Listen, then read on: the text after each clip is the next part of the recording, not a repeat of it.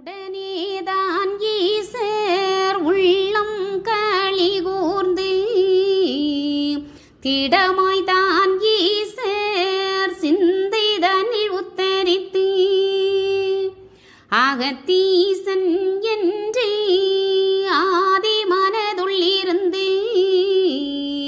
ஜெகத்தோர்கள் காண சித்தாதி தனாக்கி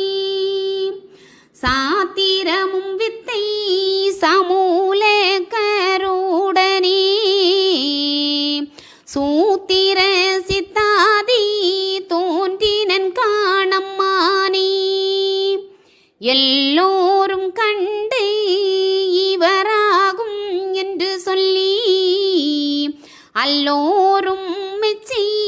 அகம் மகிழ்ந்து கொண்டாடி நல்லதென்று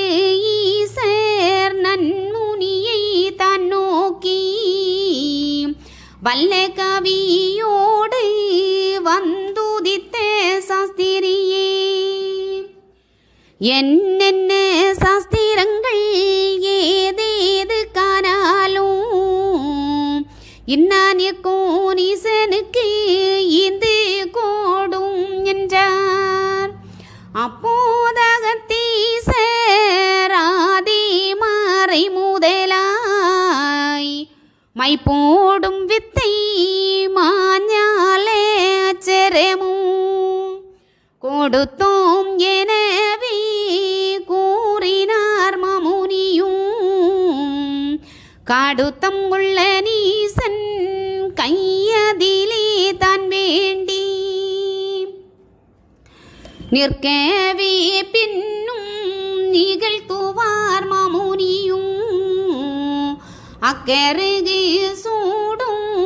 ஆதி முதல் அந்தம் வரை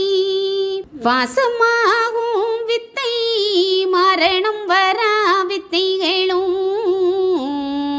நீசம் ஆகும் வித்தை எல்லாம் நீசனுக்கே கொடுத்தோம் கொல்லவே மெத்த கோபத்தால் நீசனையும் வெல்ல வகை இல்லை எல்லோ விடையேறும் ஈசுரரே இந்நீசன் லோகம் அதில் இருந்தாலும் நாளையிலே அந்நீதம் அல்லால் அறம் அறிய மாட்டானே செய்வதெல்லாம் பாவ சிந்தனையே அல்லாது மெய்வரம்போ சற்றும் மிக அறிய மாட்டானே அல்லாமல் பின்னும் அச்சுதனார் சக்கரமோ பொல்லாதான் கொண்டு